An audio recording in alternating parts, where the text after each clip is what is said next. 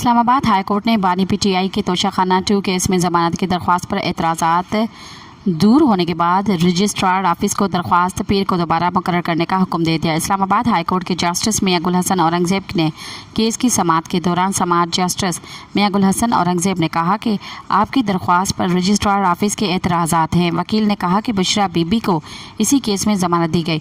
बानी पीटीआई पर भी वही इल्ज़ाम है। जस्टिस मियां गुल हसन औरंगज़ेब ने कहा तो वो औरत थी, ये मर्द है, रूल ऑफ कंसिस्टेंसी कैसे हो सकता है। रजिस्ट्रार ऑफिस का एतराज़ है कि यह मामला सितंबर का है लेकिन वकालतनामा तो जुलाई का है। जस्टिस मियां गुल हसन औरंगज़ेब ने कोर्ट में मौजूद शाह खावर एडवोकेट को रोस्ट्रम पर बुला लिया और कहा कि इस मामले पर आप मुआवनत कर दें।